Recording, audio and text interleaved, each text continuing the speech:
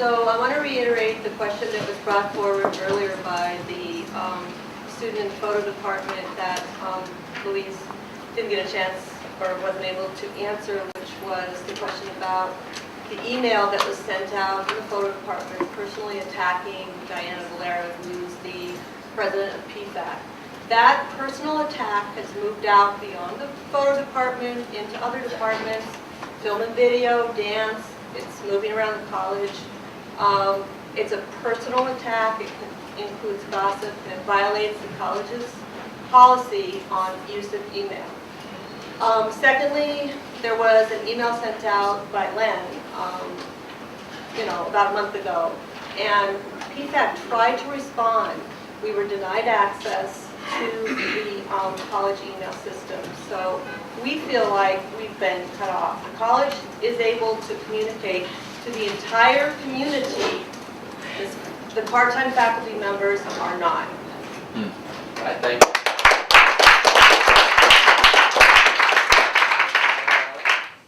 Hi everyone, I'm Allie. I am a cultural studies student at Columbia. I am a sophomore, and the question that I pose is, shouldn't the spending of Columbia's tuition, grant, and donation dollars be decided democratically? Much of that money comes from student tuitions and student loan money, as well as from the Illinois and United States governments, both allegedly democratic institutions. Doesn't it make the most sense to continue to extend the democratic process to the allocation of funds? Thank you. My first sentence. Yes, yeah. Shouldn't the spending of Columbia's tuition, grant, and donation dollars be decided democratically? Thank you. Hi, my name is Dasha Polzik. I'm a graduate student in the philosophy department at the University of Chicago. The University of Chicago stands in solidarity with Columbia. Thank you for taking this town hall meeting. However, for 45 minutes now, we've heard the provost and associate provost address some of the grievances and disregard others, perhaps because of the short format of this town hall setting. But I think that if we were here all day, you wouldn't be able to give satisfactory responses to the many, many grievances. I mean, look at the number of people in this room. Given this, given the large group of people assembled here today, and the very long list of grievances, doesn't it seem like a coalition of students, staff, part-time and full-time faculty would better serve its interests than this administration currently does?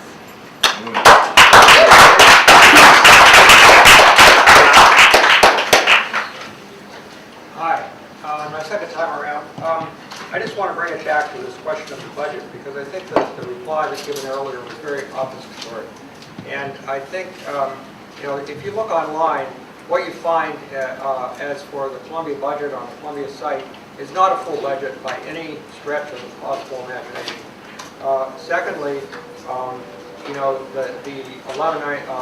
the forms that the college is required to file with the federal government were brought up before, and said that publishes budgetary information. It publishes very scanty budget information, and it publishes it only a year and a half later. If you look at the current Columbia Chronicle and you see the budgets, the salaries that are listed there of the so-called top dogs, as they call it in the headline, 3 of the people who are there are no longer filling the position that they are listed as. 2 of them are no longer at Columbia College. So this is not exactly current information. And finally, I'd like to ask, it seems that public universities are able to, in fact required to, publish fairly full budget information. Although private colleges are not required to do so, why doesn't Columbia do so anyway? Yeah. Thank you.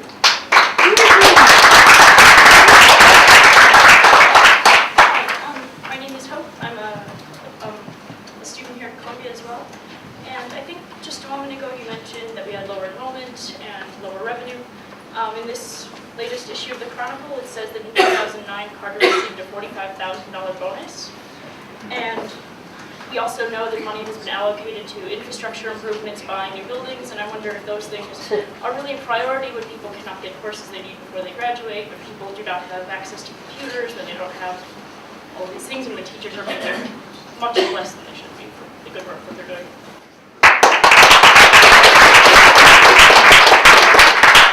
Hi there, my name is Ashley Borer. I'm here with the Coalition Against Corporate Higher Education, and I'm a graduate student at DePaul University. The faculty, staff, and students of DePaul University stand in solidarity with your struggle. And we're proud to be here supporting you at Columbia. My question goes to something that you just said, Ms. Love, which is that any university needs to be administered, and I think that's right. What Hope just brought up was the fact that there seemed to be a variety of faulty and mismanaged investments on the part of Columbia. For example, the fact that President Carter is making upwards of $600,000 with a $45,000 bonus in 1 year, the same year that staff and faculty were denied basic cost of living wage increases. The construction of a dance hall, the resurfacing of the exterior of 618 Michigan, the constant buying of wacky furniture. All of this seems to be prioritized over things like giving faculty and staff fair wages, like decreasing tuition and fees on students, like opening up labs and resources that are necessary for the development of your students in their professional activities. All of these things seem to me to suggest gross mismanagement and gross misadministration. And so what I'm wondering is how you can stand before us and say, no, it's not my fault. Prioritization just has to happen. It's some fact because universities need to be administered. How can you say that when it seems as though some of the choices are being made are detrimental to all three of the most important constitutive groups on this campus, being students, staff, and faculty?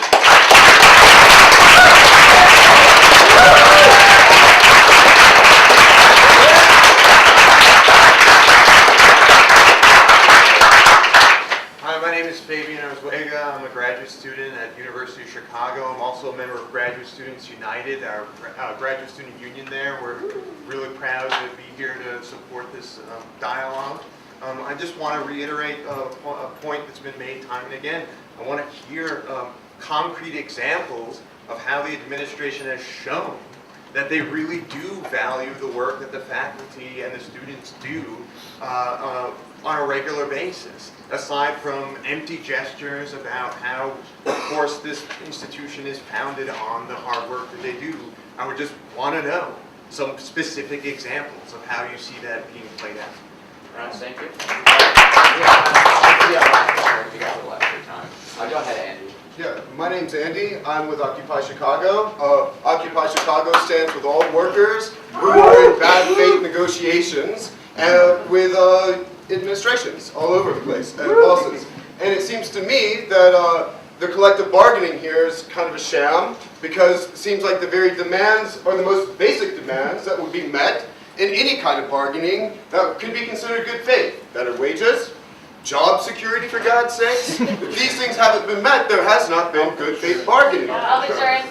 Health insurance. PFAC has been negotiating a contract for how many years now? 2. 2 years. But yet, in the 2016 plan, right, they want to say that they're in the most financial stable condition that they've been in, but they can't give their workers decent wages and stability? Yeah, right. They lay out, while at the same time we have a $15 million windfall, and 77% part-time faculty. The very lifeblood of this institution is being exploited, and we see where the profit is. The 15 million windfall. Stand up, y'all. Good job.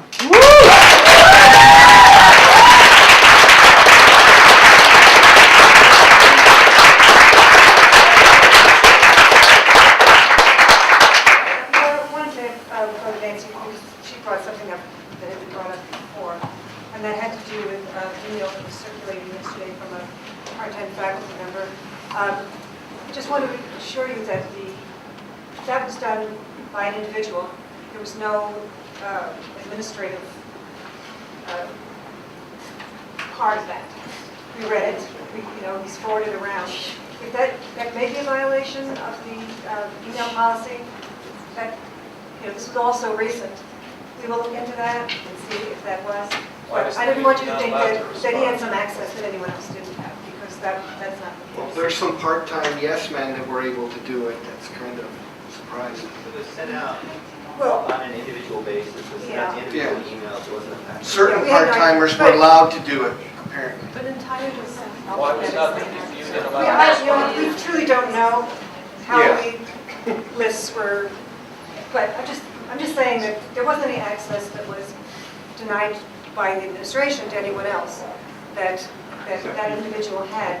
But it's true that it might be, but it's a valid point which you put into our policy. Will you discipline that person if they violated your policy? Well, let's take one step at a time and see first. What about access to email when we want to respond? Like, you can send out email to the entire community as the provost, but we can't Okay, well, respond. we need to, we're not, there are Or things I'm certain constrained from part-time. talking about, so that's why. So, because as I explained at the beginning, Administration. I have to be very careful not to do any direct bargaining. That's something that was mentioned with the bullet points. Do it all the time, all the time. I'm trying to be very careful to stay within what I'm supposed to be doing as a member of a negotiating team.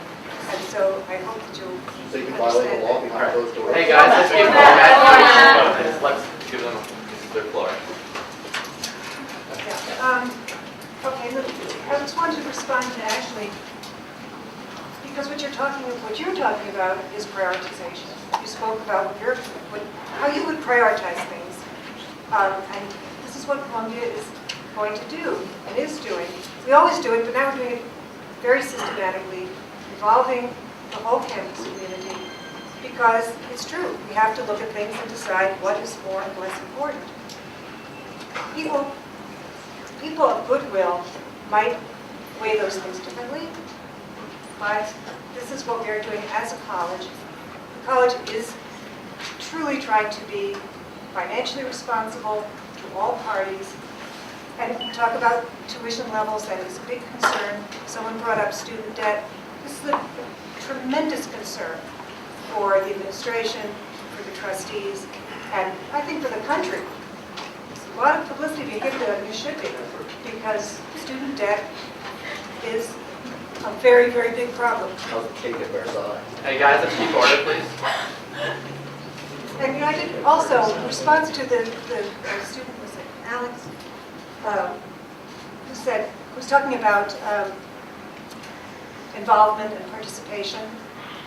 We do value activism in a good cause, activism from principal, which I think we're seeing here from many schools around the area, and that's important. We encourage that. We encourage positive dialogue, which I think we've had almost entirely in this session so far.